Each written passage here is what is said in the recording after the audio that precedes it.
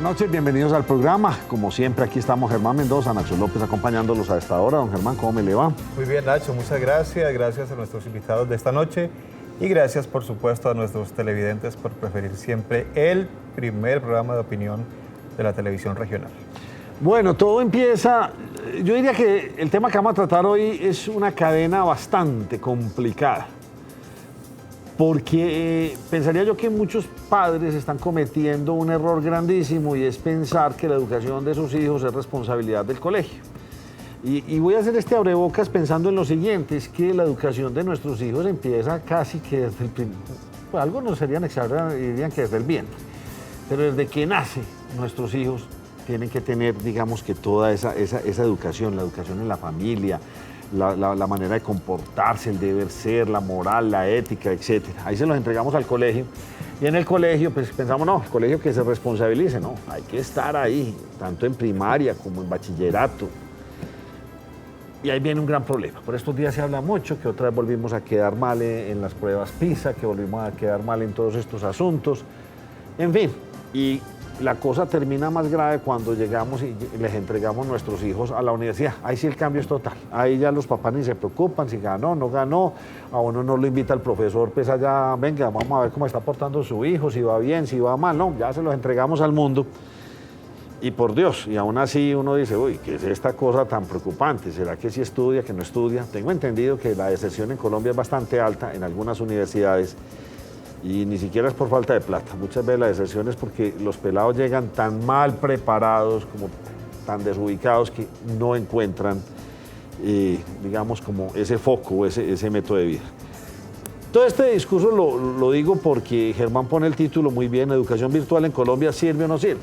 Y yo me pregunto, ya que soy como grandecito y me pregunto eso ya Germán, digo, hombre, si no sirve yendo al colegio, a la universidad, ¿qué va a servir la universidad virtual en la casa, hombre?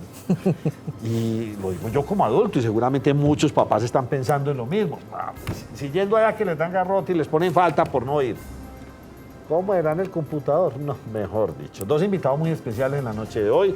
Gustavo Villegas, director de AFIT Virtual. Buenas noches y bienvenido. Buenas noches. Y don Sergio Rondal, catedrático universitario y exdirector de Sapiencia. ¿Cómo me le va? Muy bien, ¿cómo vamos, Nacho? Oiga, estoy muy perdido, hombre, Sergio, con todo ese discurso que me acabo de aplicar. Pues no. Lo que pasa es que la estructura de formación intelectual hoy tiene unas líneas diferentes a la época de nosotros, digamos. O sea, el doctor Villegas, pues que ya es un experto en el tema de formación virtual, lo podrá decir ahora, pero la formación intelectual hoy tiene un carácter, como dice la UNESCO, de formación para la vida, para siempre. O sea que si la persona aprende a cocinar y luego se va a Estados Unidos a manejar taxi y hace un curso de manejar taxi y vuelve aquí a estudiar Derecho a la universidad cualquiera en Medellín, todo eso tendría que servir para el complemento de formación para la vida, que es como se toma hoy.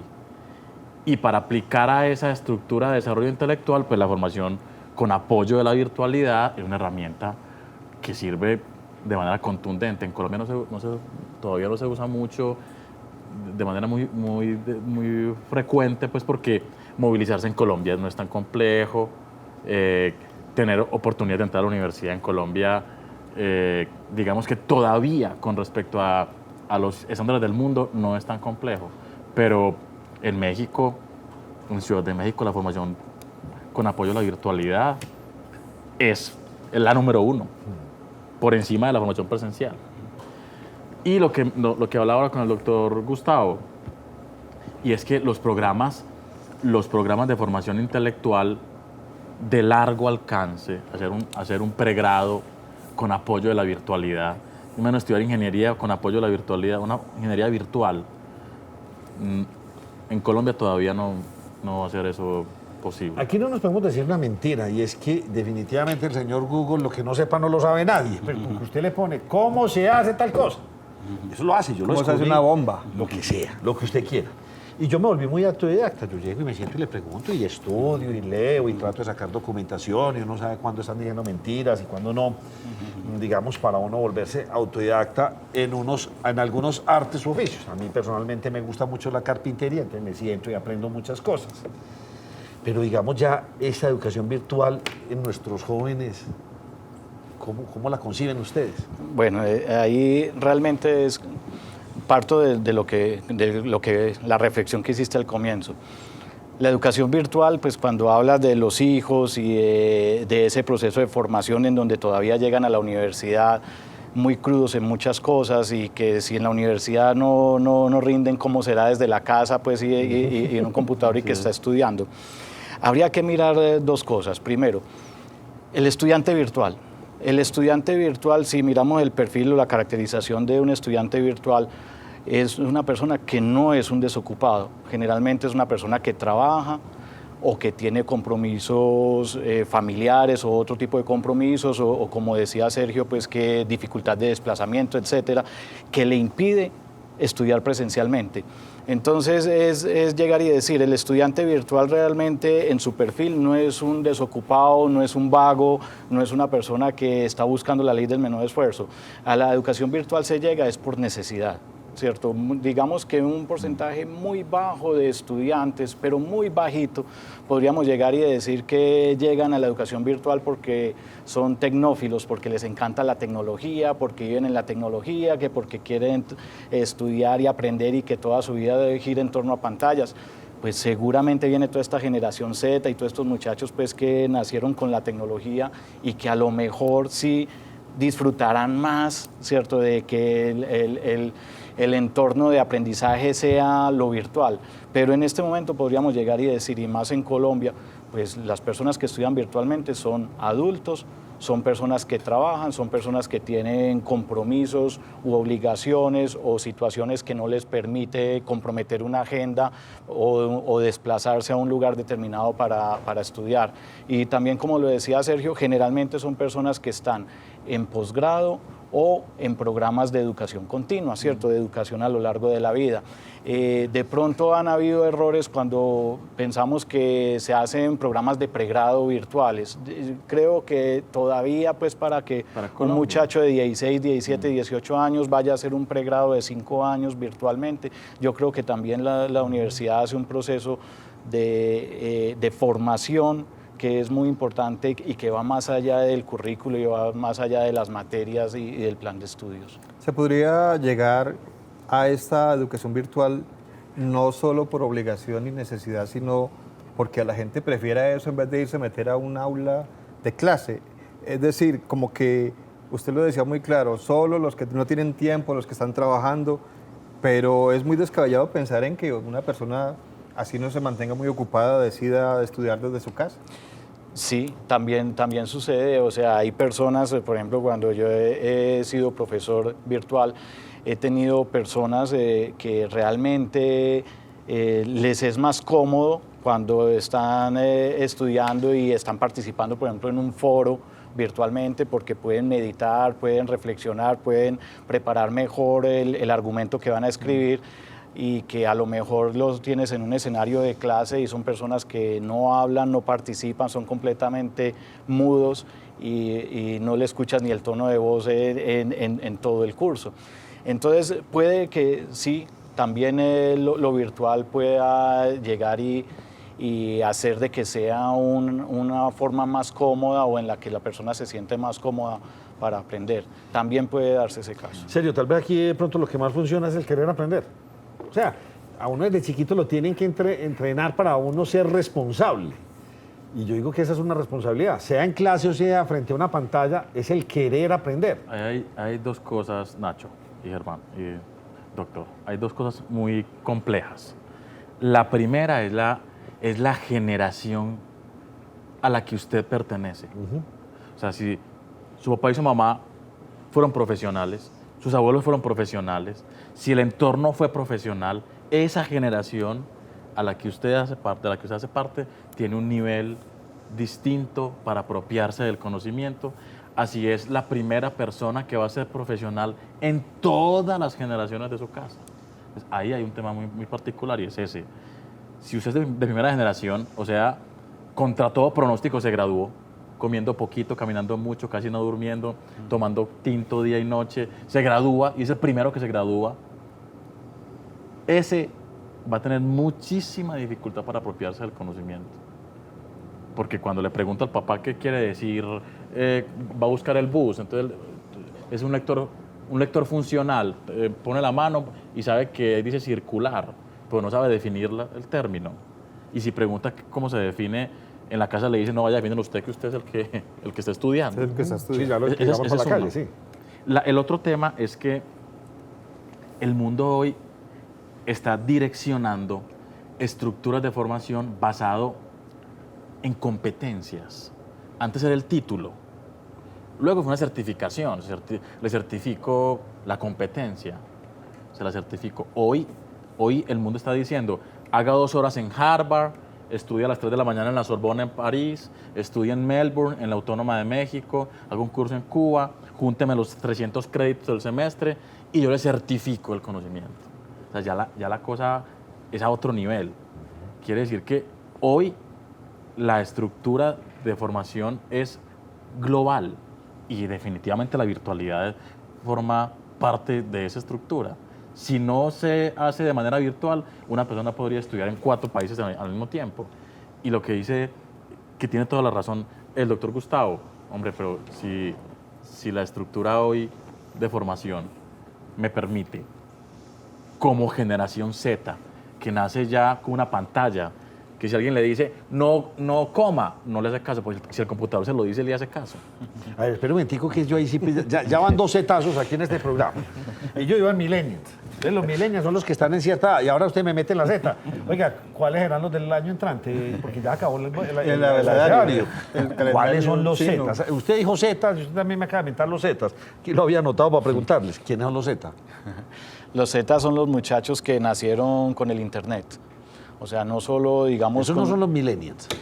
Pero, pues, yo no sé, ahí sí me dejas, pues, de que no sé si hay alguna distinción entre millennials y Z. Ok. ¿Cierto? Pero realmente la generación Z es esta generación que nació con el Internet y que realmente, pues, no les tocó vivir lo que nos tocó vivir a nosotros cuando estábamos pequeños. Pues el Internet llegó a Colombia realmente en 1995, más o menos, y pues realmente las personas que nacieron después del 90, 95, pues ya son personas pues que están llegando a las universidades, tienen 18 años, digamos 18, 19 años, ya están llegando a las universidades, pero que ellos siempre han vivido con el Internet. Digamos que se ha estigmatizado, Sergio, se le ha, digamos que señalado a la educación virtual como de menor calidad que la presencial, es decir, no, es que, como creo que lo mencionaba Nacho al principio, es que una cosa es estar allá y hacer un pregrado, porque es que usted puede practicar y usted puede hacer, ahí está viendo las cosas, pero por internet, ¿será que sí nos creen que sí estudiamos algo? Tiene 5 minutos esa categorización. En 5 minutos vas a estar por encima de todas las formaciones, así como la formación tecnológica. O sea que resulta ser ahora que el tecnólogo es menos que el profesional, como si el tecnólogo no fuera profesional. Hay un tema más que de calidad legal, porque Colombia en la norma no distingue, no hace una diferenciación muy clara entre un técnico profesional o un técnico laboral, entre un tecnólogo, que de pronto es el que opera, y un profesional, y está en el mismo nivel, el tecnólogo es profesional. La formación con apoyo de la virtualidad y la formación virtual en el mundo en 5 minutos está por encima de cualquier tipo de formación. Es la manera de interactuar. Yo quiero complementar la pregunta de Germán, no sé, porque me puso a pensar aquí Germán. Pero la educación virtual ya está catalogada o uno puede estudiar cualquier carrera virtualmente. Claro. Yo le puedo creer. Claro. Ahí es donde no me sale a mí el negocio, porque entonces ustedes en la universidad, por ejemplo, de AFID, y en muchas universidades hacen inversiones cuantosísimas en laboratorios, en bancos de prueba, etcétera, cantidades de cosas.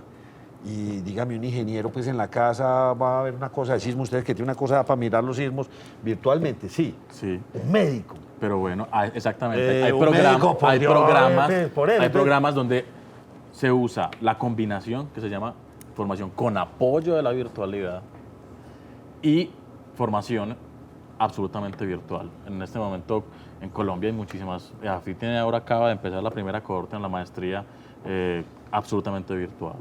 Sí, pero vuelvo y pregunto, un médico, un ingeniero civil. Exacto. Hay programas que en ese apoyo a la virtualidad le generan horas a las absolutamente necesarias horas presenciales. En eso quiero complementar como varias cosas.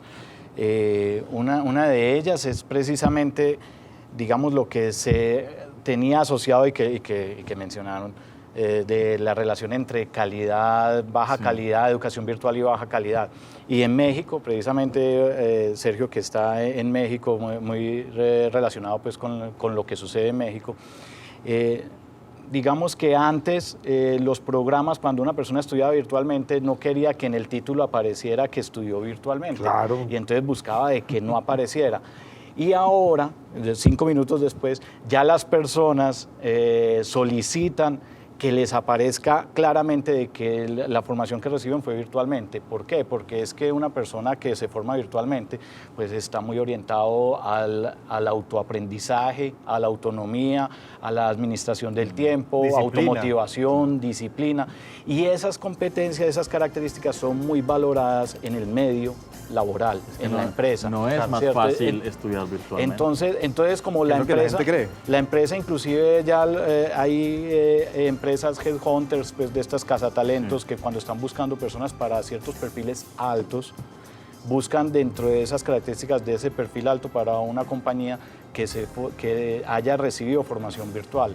¿Por qué? Porque a lo mejor esa persona no podrá actualizarse a lo largo de su vida de otra manera, porque es una persona que va a estar viajando por múltiples compromisos de agenda, de tantas cosas, y nosotros es una realidad, pues nos tenemos que seguir aprendiendo durante toda la vida. De pronto nuestros padres, nuestros abuelos podían haber llegado hasta alcanzar una formación profesional, un título, y con ese título poder, digamos, ejercer una profesión el resto de su vida. En este momento, pues la vigencia de la profesión pues, se pierde, ¿cierto? Un abogado, si no se actualiza, pierde vigencia. Claro, y ya no.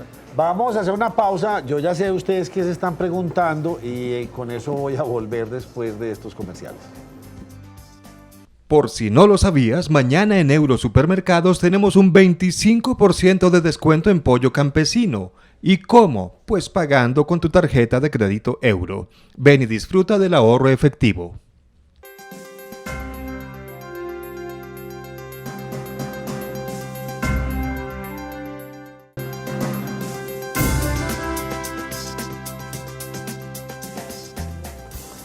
Bueno, continuamos. Se nos cogió la noche hablando sobre la educación virtual en Colombia. ¿Sirve o no sirve? Yo tengo una pregunta que yo sé que todos se la están haciendo en este momento. Lo que pasa es que uno tal vez tiene como muy relacionado formación versus evaluación.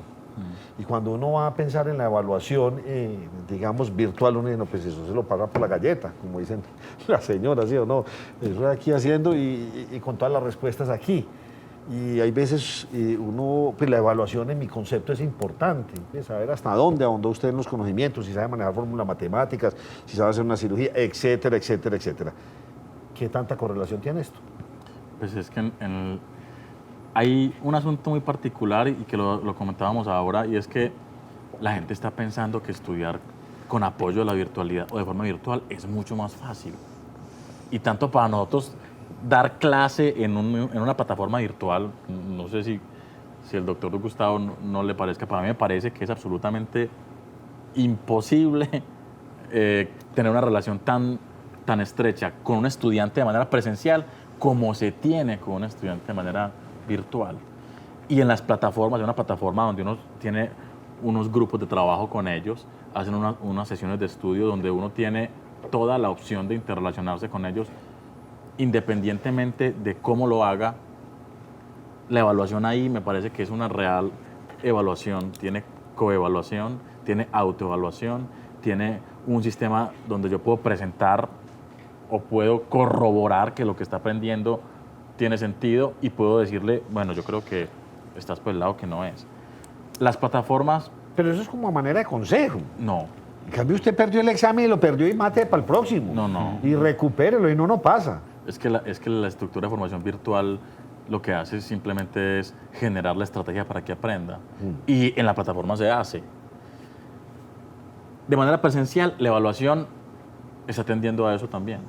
Está tendiendo a una evaluación donde con rigor le muestro el camino para que conozca la respuesta. No apréndase la respuesta, venga, vomítemela aquí y luego olvídese de eso, que es lo que está pasando hoy. Un abogado estudia 5 años y cuando sale la mitad de lo que estudió se le olvidó y la otra mitad se la derogaron. Un ingeniero de sistemas entra a estudiar y ya el iPhone tiene 7 autorizaciones mientras él se gradúa. O sea, la estructura hoy de formación tiene algo está pasando con la formación que realmente no está correspondiendo a las necesidades que el medio tiene. El Comité Universidad Empresa Estado todo el tiempo hace un requerimiento a la ciudad diciéndole, ayúdenme a entregarme profesionales que sepan lo que yo necesito, porque me entregan ingenieros y me toca a mí formarlos, me entregan administradores y me toca formarlos a mí. En teoría la universidad me los debe entregar formados. ¿Qué está pasando? Algo está pasando con el sistema de formación en el mundo que no está siendo correspondiente a la necesidad que la empresa tiene. Ustedes lo sufran aquí con sus comunicadores y sus practicantes. Hay que enseñarles todo cuando en teoría deberían venir ellos a enseñar.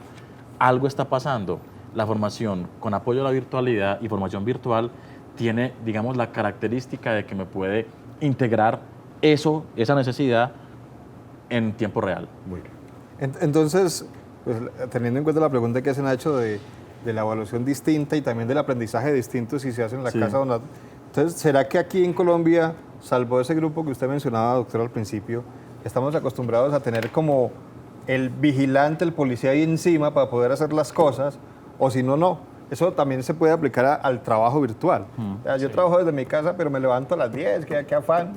Sí, realmente ahí es donde tendríamos que separar como dos temas que parece que se relacionan, pero hay que tratarlos separadamente, que es las formas de evaluación y el control del fraude, ¿cierto?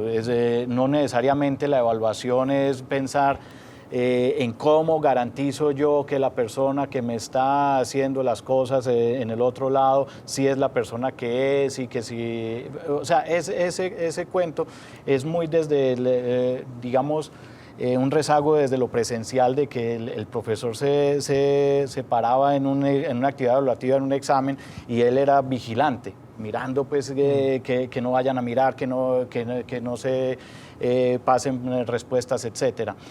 Obviamente ese no es un sistema de evaluación que sirve y es lo que estaba mencionando precisamente Sergio. Eso ya está mandado a recoger, eso está muy cuestionado. Llegan las personas pues que con un título, pero creen que con el título pues ya saben muchas cosas, pero realmente la industria sabe que lo necesita para otras cosas. Entonces en la virtualidad aparecen otras formas de evaluación diferentes, en donde está la coevaluación, evaluación formativa, no es tanto la nota, inclusive evaluación entre pares, didácticas activas, aprendizaje por proyectos, aprendizaje por problemas, en donde realmente digamos que todo esto lleva a que la persona aprenda realmente, aprenda. Y uno termina en lo virtual reconociendo mucho más al estudiante que inclusive en lo presencial. Sí. Entonces podría atreverme a decir que el tema de fraude, por ejemplo, si existiera un fraude, una suplantación o cualquier cosa en lo virtual, es más posible de detectarse que inclusive en lo presencial, porque en lo virtual todo lo que vos hagas queda como evidencia, o sea, hay una evidencia de todo lo que se hace y esa evidencia genera una trazabilidad, una rastreabilidad, tantas cosas, que es muy difícil, o sea, lo que uno cree que es más fácil antes es más difícil. Perdón, Nacho, claro. Usted va a preguntar, pero yo, a raíz de lo que usted está diciendo, es más fácil detectar un fraude, pero ¿se da más fácil? ¿Se atreven más a hacer fraude? Yo creería que lo que les decía, o sea, como la educación virtual no es para personas desocupadas, para vagos, para personas que quieren lo suave, la educación virtual es más difícil, es más dura, requiere más disciplina, más autodisciplina, mejor gestión del tiempo. Entonces, por eso tendríamos que llegar y decir, las personas realmente, muchas veces, por ejemplo, en la deserción en lo virtual, creen muchas veces que cuando van a tomar un programa virtual es porque no se requiere tiempo. No. Seguramente estudiar virtualmente requerirá más tiempo que hasta presencialmente, o al menos una disciplina de que si vos vas a separar 20 horas semanales para el estudio, son 20 horas que las vas a separar. Si vas a tomar 4 horas diarias y 8 el fin de semana, etcétera, pero necesita esa disciplina. Pero si la persona se matricula en un programa virtual y no le saca el tiempo, pues no es que el programa virtual como tal no sirva, es porque la persona realmente no estaba preparada para ese aprendizaje. Por ahí una frasecita hace muchos años y la tengo que traer a colación, la práctica es el maestro. ¿Y aquí en dónde está la práctica? Claro, en la formación virtual. Es que la práctica, eso es otro tema muy particular en el que estamos nosotros sometidos, y sobre todo en el tercer mundo con mucha más fuerza, a la operación teórica como práctica real. Entonces ahora las universidades están haciendo pues, prácticas para que los jóvenes vayan y aprendan en cuerpos de látex, por ejemplo, para que haya una especie de simulacro en un sistema oral pues, a nivel jurídico. Pero realmente la práctica se hace con la interrelación, es que la estructura intelectual se forma con el otro. Y en la formación con apoyo a la virtualidad, me parece a mí que el contacto es con el otro. Es que hoy las relaciones más profundas se dan es que con mira, apoyo a la virtualidad. Complementando eso, si vos vas a aprender a nadar, pues vos puedes recibir 20 horas, 30 horas presenciales en un salón de clases para aprender a nadar, donde te enseñan, te muestran videos, todo lo que quieras. Pero si nunca te has metido a la piscina, pues no vas a poder decir que aprendiste a nadar. Entonces, lo mismo, si estás estudiando ciertos temas, ¿cuál es la piscina? ¿Cuál es la piscina? ¿Cuál es la piscina realmente? ¿La piscina es el salón de clases o la piscina es la empresa? La piscina es el sitio en donde usted está realmente trabajando y donde debe aplicar y donde debe, digamos, reconocer las necesidades de aprendizaje que tiene que incorporar.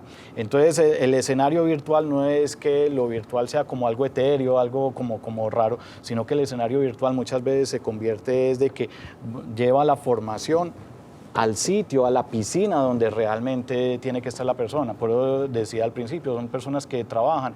Muchas veces también son personas que están buscando mejorar su desempeño en lo que hacen, o están buscando también escalafonarse o ascender más en su trabajo. Se necesita una pequeña formación antes para poder llegar a lo virtual. Porque ahí el ejemplo que se tiene clarísimo es el que podemos poner en Medellín ahora, y es que en los 5 corregimientos se hizo un aporte muy importante con la ciudad universitaria virtual @Medellín. Y lo que se dijo fue: vamos a llevar formación virtual a los corregimientos. Lo que pasa es que también necesitamos que la gente de los corregimientos sepa manejar un computador, sepa cómo es que se mete a la internet. Hoy se habla del Internet de las cosas. O sea, hoy ya la terminología es absolutamente amplia con respecto a cómo se tiene que conocer o abordar cualquier área del conocimiento. O sea, que no solamente es la práctica real, sino que tiene que tener unos elementos, al menos saber algo de operación en el sistema, manejar 2 o 3 cosas dentro del sistema mínimamente para poder operar. Que la plataforma Moodle es un problema muy grande para algunos, y es una línea para poder aprender en un sistema virtual. Aquí hablamos mucho como de las carreras, de carreras profesionales, tecnológicas y todo esto, pero yo quiero ir un poquito más abajo, y es a lo de primaria, bachillerato y todo esto, y lo digo por un departamento tan complicado como Antioquia, donde hay niños que tienen que, y usted lo debe saber muy bien, niños que tienen que madrugar mucho y caminar no sé cuántas horas para llegar a un aula de clase. Sí. Y regresarse luego. Y un profesor muy complicado con llenar esas vacantes porque nadie quiere irse por allá. Y es muy difícil. ¿Y dónde entra la virtualidad ahí? Que tanto se habla y tanto prometen los gobernantes cuando están en campaña y no se da. Pues este niñito, ¿por qué no le dan las facilidades en su comunidad de mejorar la conectividad y que les den ese computador y no tengan que ir hasta la escuela cuando se podría hacer? ¿Por qué es tan complicado? Ahí las herramientas no son solamente la capacidad que tenga la persona que quiera aspirar a formarse mediante la educación virtual, sino que hay una plataforma, tiene que haber. Si yo quiero formar desde la virtualidad, tengo que llevarle allá la herramienta, tengo que llevar allá mínimamente luz eléctrica para poder conectar el equipo, y luego tiene que llevarle internet mínimamente que pueda desplazarme en él. Hay un ejemplo muy impresionante de la Universidad de La Rioja, de un estudiante de Urrao que se subía a una montaña que era la única donde podía tomar y coger internet para operar el teléfono y poder conectarse cuando tenía los chats virtual bajo Moodle. Nos contaba el rector de la Rioja que vino a Medellín a contarnos cómo era su experiencia con los estudiantes con apoyo a la virtualidad. Es que si no hay ningún tipo de estructura para que puedan aspirar a esa formación es muy difícil, Germán. No sé hasta qué punto ahora la propuesta que hace el gobernador de llevar esta estructura con apoyo a la virtualidad a los parques educativos se pueda generar de manera óptima sin tener allá internet de alta calidad. Es muy elemental. En un aeropuerto están conectados todos los viajeros a la planta de internet del aeropuerto, la línea de internet del aeropuerto. Y no son 2 ni 3. Sí, no son 2 ni 3, son Y medio funciona. México, por ejemplo, Madrid. Sí, pero bueno, ahí estamos hablando de una cosa. Ese es el gran enemigo de ustedes, de la educación virtual. ¿Cuál es La conectividad. Sí, pues, si no hay, no hay nada. sí, claro, es un problema, Yo era el pues. profesor ahí gagueando, pues, porque se está Congelado. cayendo el Skype, se está cayendo Sí. esto. O sea, ese es el gran enemigo y ese es uno de los problemas grandes que hay en Colombia. Sí, y en el general es mundo. eso, o sea, cuando se habla del Internet de las cosas, del Internet de todo, pues es que a partir del 2008, en este momento ya hay más dispositivos conectados a Internet que habitantes en el planeta. En este momento la relación es como casi de 4 a El 1. Pues todo está conectado a Internet, cualquier electrodoméstico, cualquier cosa, pues yo creo que hasta una vaca está conectada a Internet. Entonces, realmente, pues el hecho de que haya tantas cosas conectadas a Internet, pues Claro. el canal de Internet es el que va generando, digamos, más restricciones y en donde se tiene que hacer mayores inversiones, porque es lo mismo. Seguramente el gobierno hace un esfuerzo muy grande para llevar Internet a una escuela, a una localidad, a un corregimiento, a un municipio, pero también por Internet trafica todo. O sea, por el tráfico de Internet no se puede dedicar exclusivamente a que es que este Internet se está llevando para educación. No, es muy difícil poder llegar y separarlo. Volvemos con ustedes en breves minutos.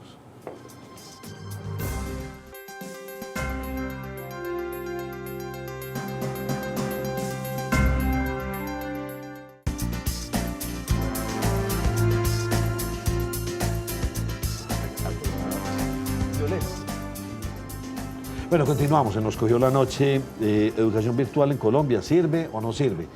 A mí todo lo que sea educación me sirve. Antes con mucha alegría yo renegaba mucho de la gente con los celulares todo el día ahí tan... Pues hombre, es que hace 10 o 15 años la gente no leía y la gente volvió a leer con todas las correcciones idiomáticas que están haciendo, pero ya todo el mundo la pasa leyendo. El Facebook es maravilloso, el que quiera se lee el artículo o no se lo lee, pero es maravilloso. La gente volvió a leer, la gente volvió a escribir y a mí me gusta eso. Pienso yo que sí, que lo que pasa es que a mí lo que me preocupa, digamos, en la actualidad es que estos jóvenes, y yo siendo padre de familia, hermano, ellos como que todas las saben, ellos medio leen así, ya sé, listo, y siguen, pues, tienen un don de una rapidez tan impresionante de tragarse las cosas, que de pronto es esa superficialidad la que me llegaría a preocupar en determinado momento, que vayan saltando por los temas, sobre todo en lo virtual, van saltando por los temas y se van quedando nada más con lo que les interesa. Usted tiene razón. Usted estudia 5 años de Derecho y la mitad se le olvida y la otra mitad cuando salió ya está cambiada. ¿Sí o no?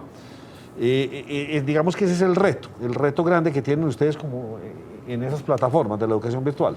Sí, es que al estar, como decías, con San Google al principio, pues realmente es muy difícil ya, inclusive hasta para un profesor en un salón de clase, poder decir algo, sobre todo algún dato, alguna información que es muy puntual, y que esa información no esté actualizada, porque el estudiante llega y revisa y dice, no, es que, ya no profesor, es así. eso ya no es así, ¿cierto?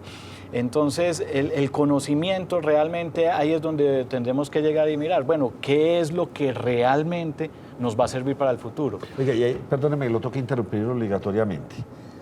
Germán, ¿será que en Colombia todavía estamos muy patinando en que si nuestros hijos no son ingenieros, médicos o abogados, como que no sirven? O sea, de Colombia pronto sí. el Todavía portafolio, sí, el portafolio En Colombia sí. de carreras, por decirlo así.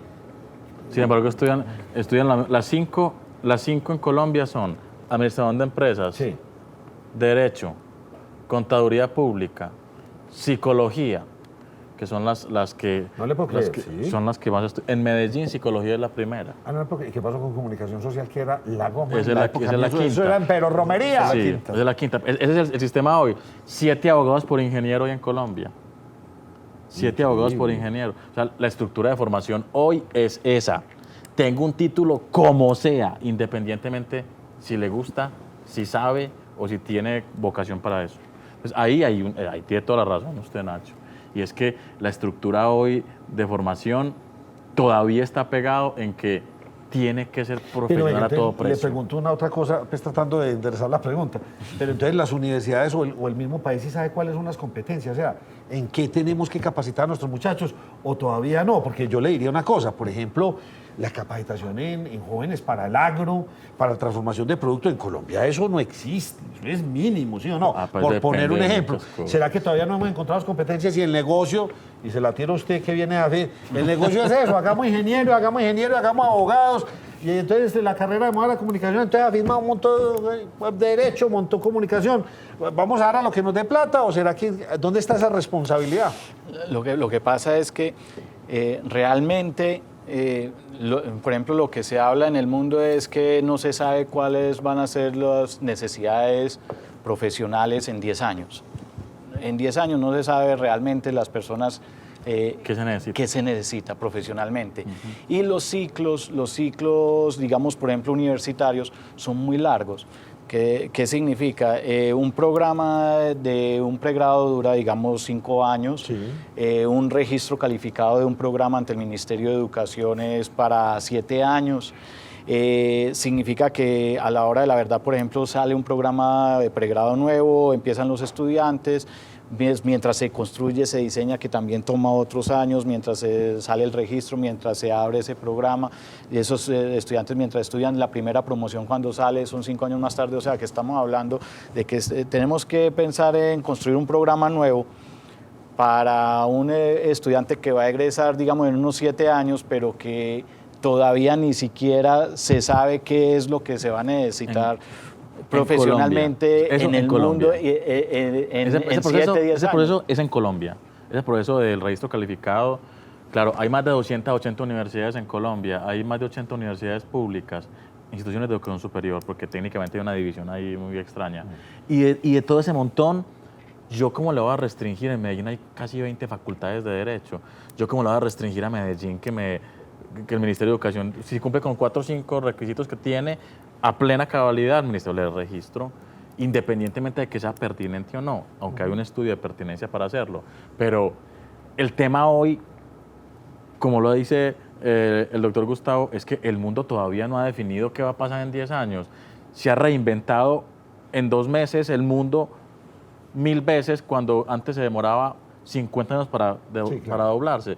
La velocidad hoy para asumir el comportamiento y para asumir el conocimiento es impresionante. La conducta hoy cambió.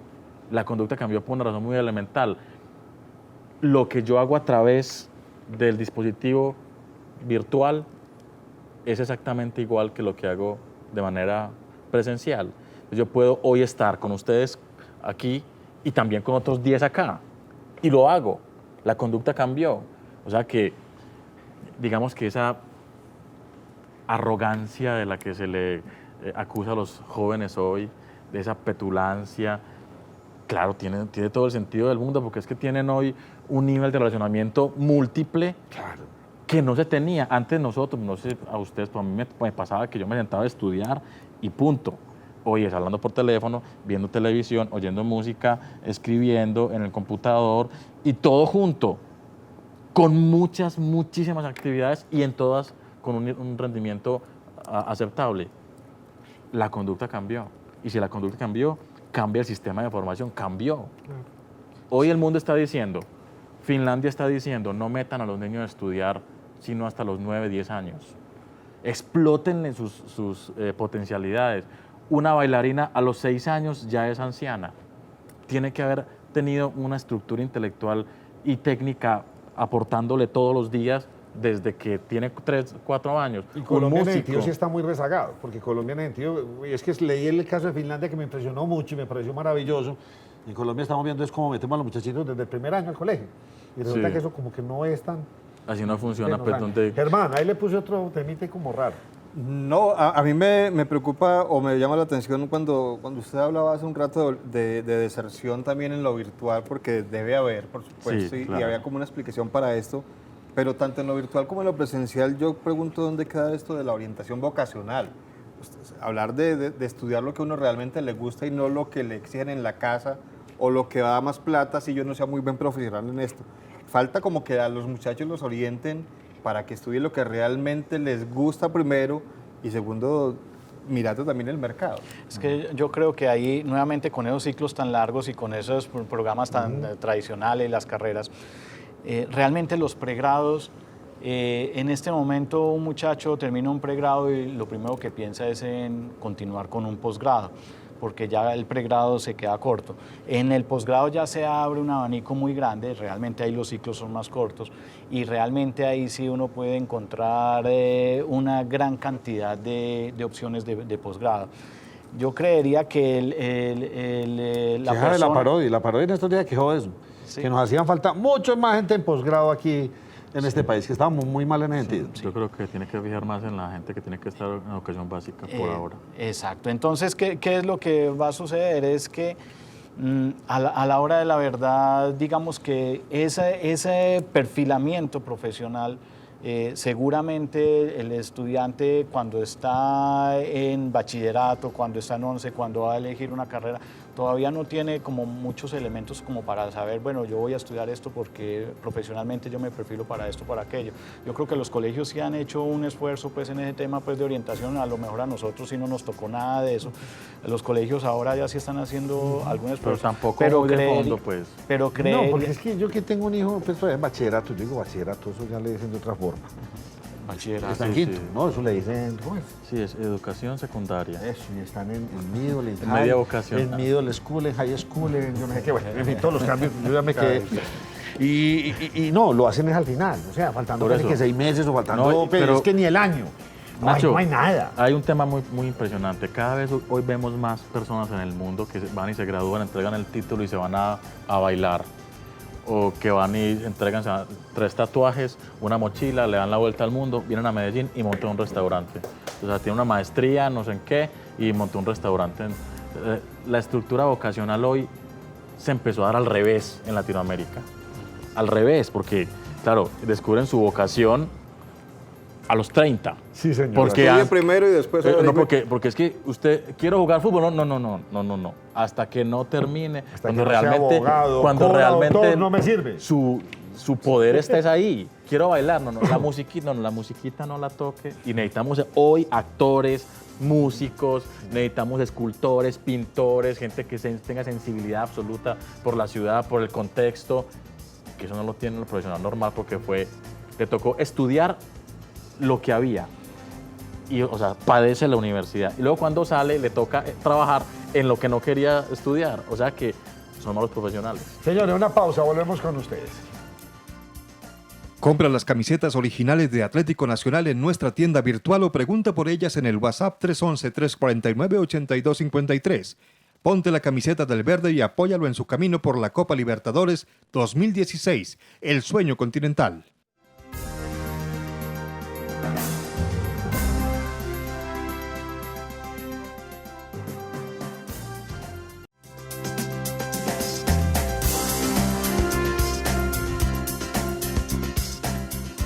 Bueno, yo les tengo una última pregunta porque ya nos queda muy poquito tiempo del programa, desafortunadamente, y es la siguiente. ¿Qué tanto sirve copiar?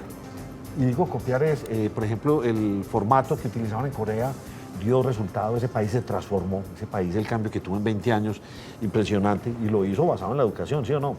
Y de ahí para adelante podríamos hablar de muchos países muy al norte de Europa, pero hay varios países que, ¿qué tanto sirve copiar? Y yo sí utilizo una palabra muy particular, coger eso, ver qué hicieron en Corea, pero tropicalizarlo. lo tropicalizamos, lo dejamos. ¿Y qué tanto sirve copiar? Porque es que somos muy distintos a los coreanos y a los europeos. Sí, pero tenemos la misma estructura fisiológica, o sea, tenemos el mismo mecanismo, las mismas herramientas para poder aprender. El aprendizaje llega de cualquier manera y copiar es una forma de aprender. Lo que pasa es que es la metodología que ellos usan. El copy-paste, no, hay una... Lo que pasa es que hoy, y es un asunto que, y el doctor sabe mejor que yo porque él es un doctor de verdad, o sea, es doctorado. Hoy, casi que lo que uno escribe de una propiedad particular es un 1%. Ya otro lo dijo. Sí. Y otro lo escribió.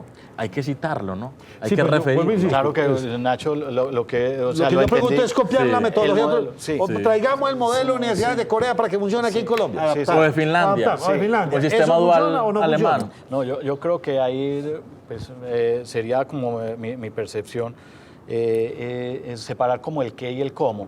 O sea, realmente sí tenemos que copiar o que reconocer de esos países que han avanzado y que se han transformado grandemente, qué han hecho, ¿cierto? ¿Qué han hecho realmente en esa transformación? Entonces, obviamente, le han apostado a la educación, los profesores son personas pues, que De inclusive alto nivel. vocacionalmente, desde que están estudiando, los mejores estudiantes ya de una vez los van orientando para que sean profesores, ¿cierto? Y entonces llegan a ser profesores y tienen un estatus social, una clase social muy diferente también y un reconocimiento y un respeto muy grande y una autoridad muy grande.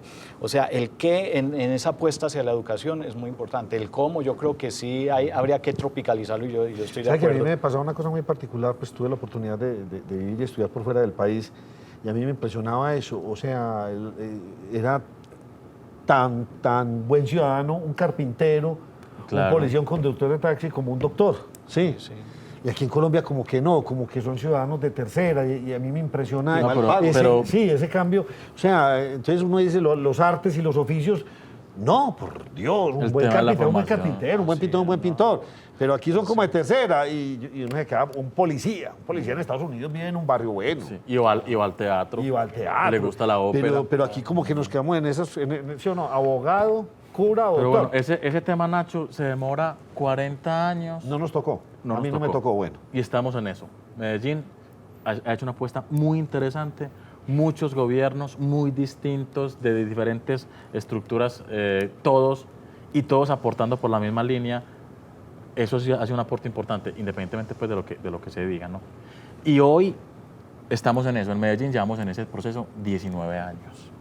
O sea que de pronto nos toca ver un cambio contundente a nivel intelectual. Claro, pues los niños hoy tienen un amor distinto por la ciudad al que teníamos nosotros, que nos tocó una época más difícil. Sí. Los niños hoy tienen una pertenencia por el otro. Esa palabra por muy el- bonita es. la se pertenencia. apropian, empoderados del territorio. Yo arrojo una basura al suelo y mi hijo me quiere dar un golpe. Y hoy esa estructura no la teníamos nosotros. El cambio se demora 40 años. Nosotros vamos ahí. Ay, Vamos ahí y vamos bien. La India lo hizo Singapur, Malasia. Las estructuras intelectuales cambian es después de mucho Claro. tiempo de formación.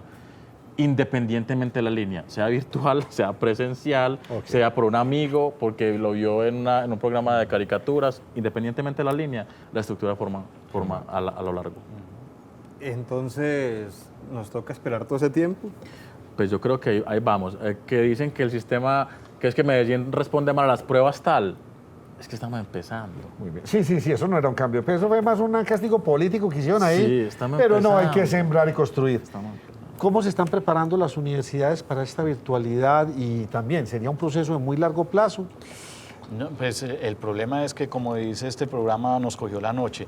Yo creo que aquí en Colombia nos está cogiendo la noche con la preparación para lo virtual. Si uno ve el caso de México, no más este dato que me parecía increíble.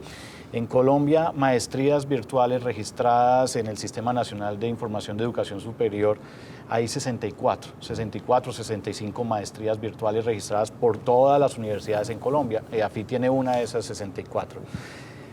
Universidades como el TEC de Monterrey, pues en México, que es una universidad en México, tiene 240 maestrías virtuales. O sea, tiene, digamos, 4 veces más maestrías virtuales, una universidad de Una México sola. que Que todo todo el Colombia. sistema universitario en Oiga, Colombia. no, hicimos una pregunta que se me hace absolutamente importante.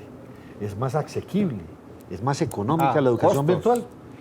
¿Es menos costosa o cómo se...? Pues, Esa pregunta... Lo que pasa, sí, porque hay que hacerla. Lo que pasa es que eso inclusive algunas personas han considerado pues eso de que la educación virtual se basa en unas tecnologías que son disruptivas y al ser disruptivas generalmente lo que pasa es que los modelos que antes existían ya se vuelven obsoletos.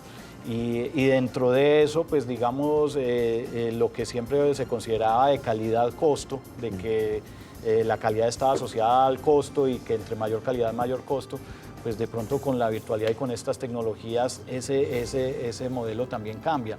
Y entonces universidades en el mundo, pues las que están en el top, Harvard, MIT, Georgia Tech, Stanford, están mostrando de que virtualmente yo puedo ofrecer programas no solo a bajo costo, sino hasta gratuitos y en el que cabe todo el mundo.